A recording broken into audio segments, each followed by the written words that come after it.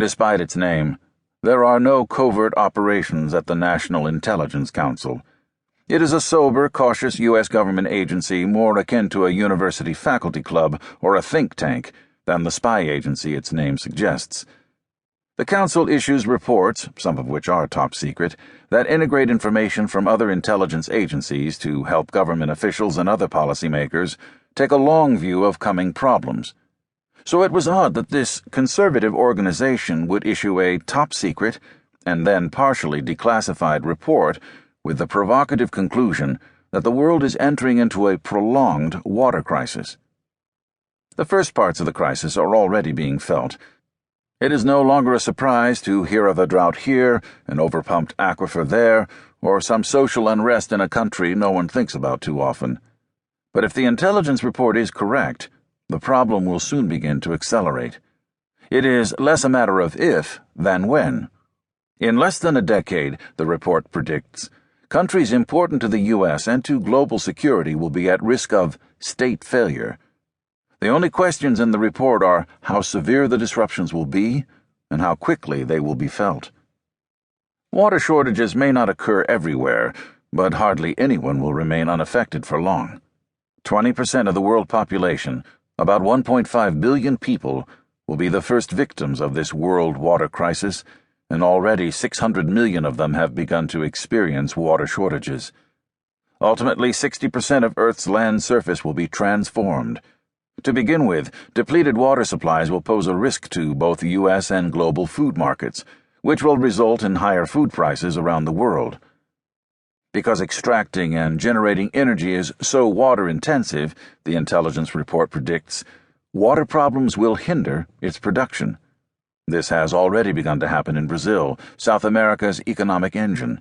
The report continues, the ability of key countries to produce food and generate energy will transform the world as we know it, posing a risk to global food markets and hobbling economic growth. As less energy is available, economic growth will slow.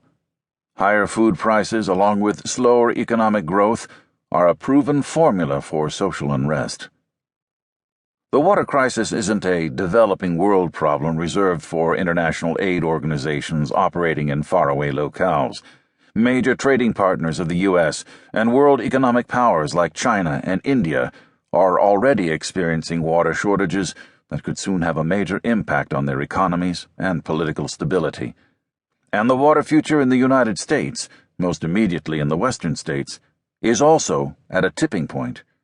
Water scarcities are morphing into full-blown water crises that, directly or indirectly, will affect nearly everyone in the U.S., whether and where they live, how much they have to pay for food, or how they earn their livelihood. The San Joaquin Valley in California is the epicenter of high-end agriculture, with more grapes, oranges, peaches, vegetables, almonds, and pistachios produced there than anywhere else in the U.S. But already parts of the valley are running out of water, and the valley as a whole is facing growing shortages. The bounteous supply of California produce cannot be assured. Already prices for these products have risen, and water restrictions of increasing severity have been imposed on the once limitless California lifestyle. California is not the only state in immediate danger. Since the end of World War II, the massive natural underground reservoir called the High Plains Aquifer has been a key driver in agriculture in 8 Great Plains states. Basic crops grown there like wheat, corn, soy, and barley provide fodder for America's cows and chickens, and grains for food production. These crops are also a major U.S. export industry. The aquifer that provides water for these crops has been so severely and consistently overdrawn that parts of it have already gone dry.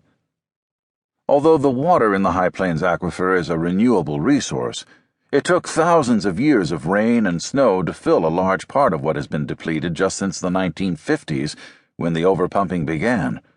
Worse, rather than slowing the depletion, in just the first years of this century, the High Plains Aquifer was further reduced by an amount equal to about a third of all the water withdrawals made in the 20th century.